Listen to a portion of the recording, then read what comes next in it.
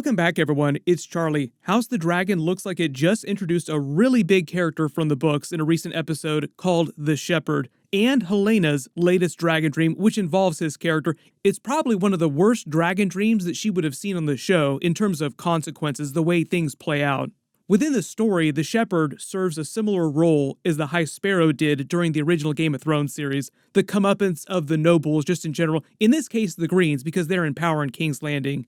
But also because Rhaenyra and the Blacks are part of the nobility, even though right now it seems like it's just the Greens who kind of forgot about the small folk, the Blacks also wind up suffering a lot of consequences of that, so all the Targaryens on both sides of the family. It winds up being bad for everyone. So we'll break it all down, and what Helena's dragon dream means here. If you're brand new to the channel, be sure to subscribe to get all the videos. We're also in the middle of Comic-Con week, so there'll be a lot of stuff just in general happening this week. Be sure to enable alerts for my channel so you don't miss any of that. During episode 6, a lot of you were asking if this man here who gets his hand chopped off by the Kingsguard while he tries to grab Alicent is the Shepherd from the books, because in the books he's referred to as the one-handed shepherd, and he's a very old man, like this person here. So it just seems like the show really wants you to think that this is the Shepherd. He winds up becoming a prophet of doom and a big rallying figure for all these anti-Greens in the small folk here, but also anti-Rhaenyra as well. The books don't get into his history that much. They talk about some rumors about his supposed history, but it's kind of lost to time. There are a lot of characters like that in Game of Thrones. It's thought that the Shepherd was a member of the Poor Fellows group within the Faith Militant. The Faith Militant were a group that the High Sparrow resurrected during the time of the main show Game of Thrones much later. They were the military arm of the Faith of the Seven under the command of the High Septon during periods when they were active. Right now, during the time of House of the Dragon, their organization is outlawed. Not the Faith of the Seven, but the Faith Militant itself. So quick history lesson. They consisted of two different groups, the Warrior Sons and the Poor Fellows. We saw both of those during the Game of Thrones show when they came back. As the name implies, the Poor Fellows mostly consisted of the small folk who defended begging brothers like the regular members of the church who you would see literally begging for donations to the church on the street. They defended pilgrims traveling from city to city. The other side of their organization were the Warrior Sons. They were the full-blown knights in armor who did a lot of the really big fighting when it was necessary. The reason why their organization was resurrected later in the timeline is because Tommen became king, fell under the influence of the High Sparrow, who got him to change the law to make the Faith Militants legal again. Their group goes all the way back to the original Andals when they invaded Westeros and brought the Faith of the Seven with them. The reason why they're outlawed during the events of House of the Dragon is because of the first Faith Militant uprising, which goes all the way back to the time of Aegon the Conqueror, Aenys, his son, who became king after him, and then King Maegor the Cruel.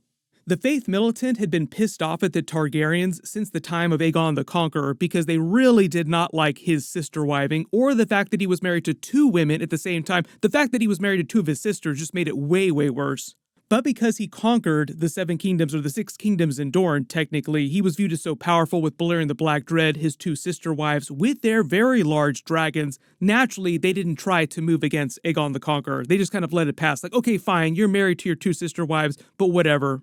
When his son Aenys became king, he wed his son, who was also named Aegon. Remember, everybody in the Targaryen family loves to name their son Aegon, to Aenys' daughter, Aegon's sister, basically doing the same thing that his father Aegon had done, marrying brother to sister within the family.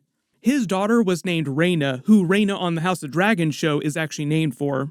After that happened, the Faith Militant got really pissed off and tried to assassinate him. It was kind of the same situation with the mob here rioting, trying to kill Alicent and Helaena while she's in the middle of having her dragon dream here.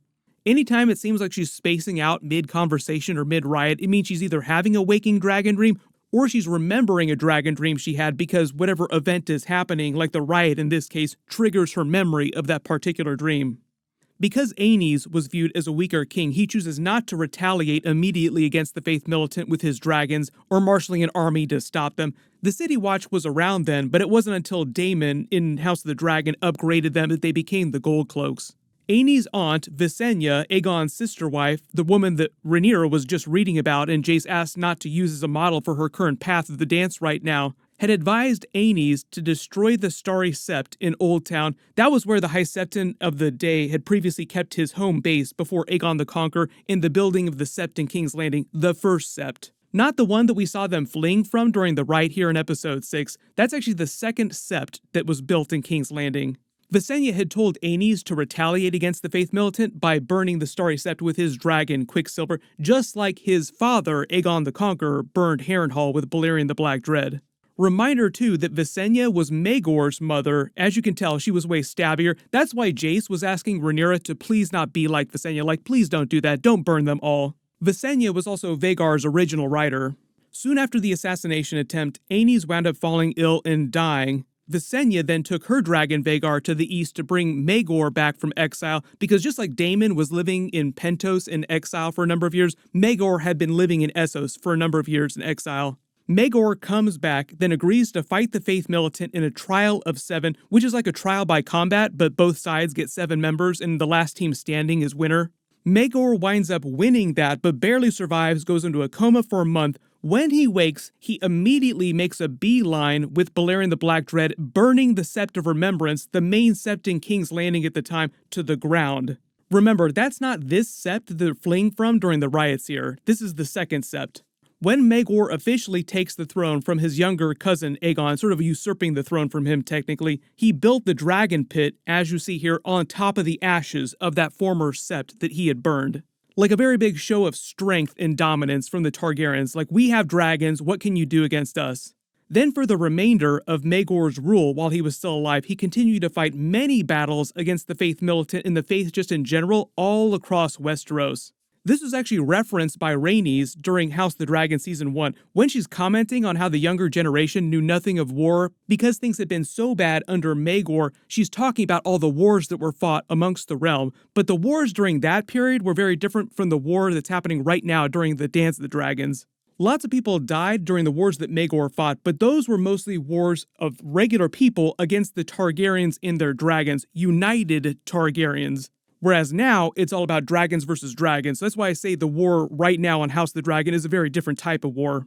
Eventually, all those wars that Maegor is fighting take their toll on Westeros. So many people wind up dying that the entire realm starts to turn on him, and he becomes known as Maegor the Cruel. He does a lot of other really bad stuff too to earn that name, Maegor the Cruel. Eventually winds up dying, suspected that the Black Brides conspired together to kill him themselves.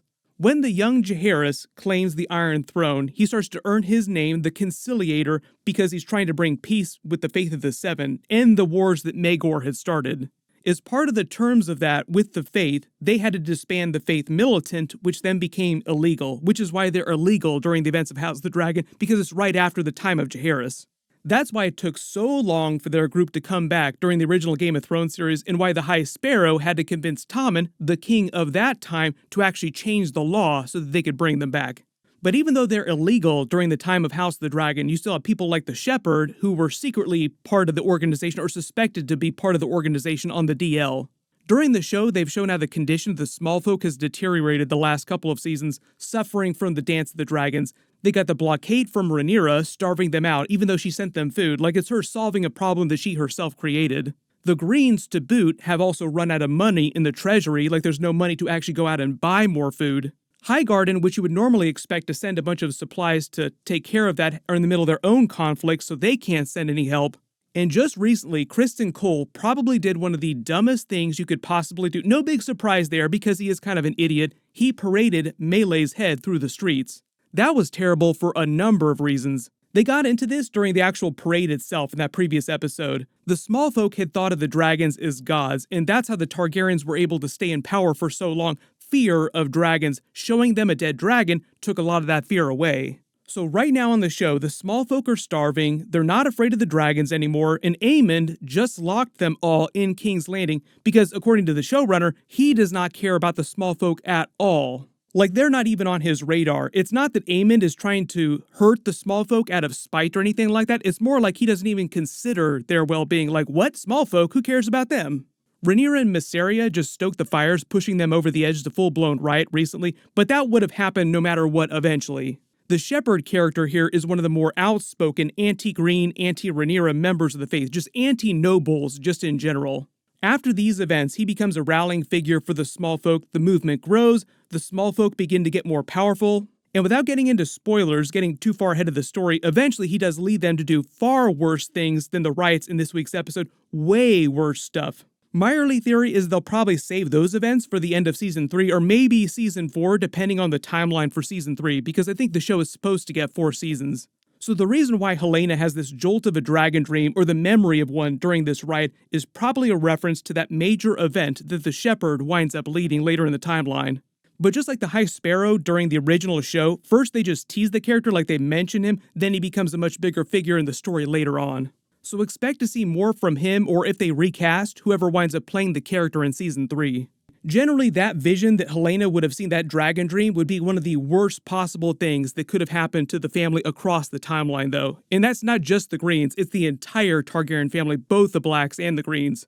If we get some more Easter eggs for that in the last couple of episodes, I'll do more bonus videos talking about Helena's dragon dreams, just because they tend to give us new dragon dreams in almost every single big episode that she's in. My full episode 7 video will post this Sunday after they release it, and the big reminder is that Comic-Con is this week. There'll be a bunch of stuff from a bunch of different studios. I'll try to do as many videos as possible for whatever trailers or big announcements they make. Everybody click here for my episode 7 video, and click here for all my other House of the Dragon episodes. Thank you so much for watching, and I'll see you guys in the next one.